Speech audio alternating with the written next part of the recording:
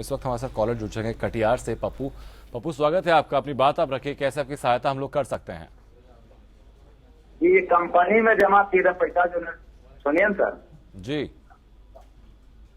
Company non banking company सन plan agro limited का पैसा निवेश हुआ था मेरा जी सन प्लान कंपनी में। वो पैसा अभी तक हम लोग को नहीं मिल रहा है। और एक Rose Valley group of company limited जी में जो पैसा निवेश था हम लोग को, जी वो पैसा नहीं मिल रहा है। ठीक बात है, लेकिन जब आपने पैसा वहां पर निवेश किया था, इन्वेस्ट किया था, तो क्या कोई अग्रीमेंट साइन हुआ था आपका कंपनी के बीच?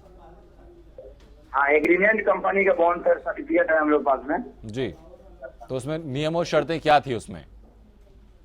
उसमें जो बोला था कि 10,000 का 25,000 7 साल में देंगे, और गाछ लगाने कदम के एवज में दिया था।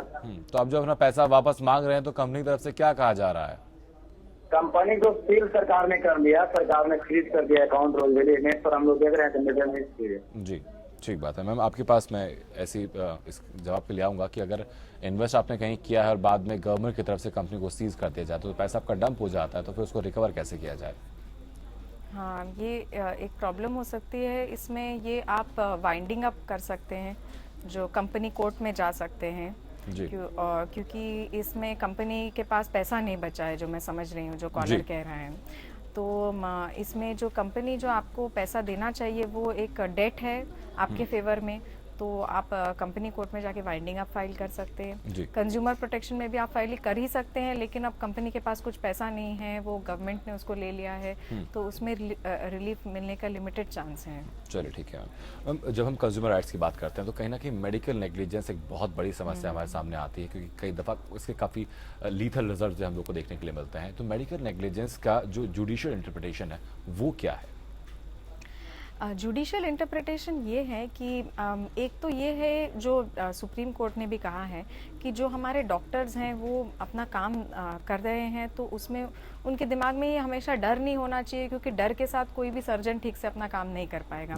लेकिन दूसरा ये भी है कि ये एक फैक्ट है कि काफ़ी ग्रॉस मेडिकल नेग्लिजेंस हो रहा है और ऐसे केसेस आते हैं। तो डेफिनेटली जो डॉक्टर्स हैं वो जो सर्विस देते हैं वो भी कंज्यूमर प्रोटेक्शन एक्ट के तहत ही आती है। और किसी आपके किसी डॉक्टर में, किसी अस्पताल या क्लिनिक में कोई नेग्लिजेंस हुआ हो तो आप उसके खिलाफ भी उपभोक्ता में जा सकते हैं। और उसमें टेस्ट ये है कि आप डॉक्टर है, आप एक्सपर्ट है, तो ये समझा जाता है कि आपको आपका काम ठीक से पता है। तो और अस्पताल में क्या हो रहा है, क्या ट्रीटमेंट हो रही है, वो पूरे डॉक्टर के हाथ में होती है। तो इस टेस्ट को लगाकर मतलब कोई भी एक्सपर्ट जो ठीक से काम करेगा वैसा काम उनने किया है या नहीं, वो एक पैरामीटर होता है जिससे उपभोक्ता जज करती है कि नेग्लिजेंस है या नहीं। ठीक है मैम, लेकिन मेडिकल नेग्लिजेंस में अगर कॉम्पनसेशन की बात करते हैं तो वो किस चीज़ पर डिपेंड करता है?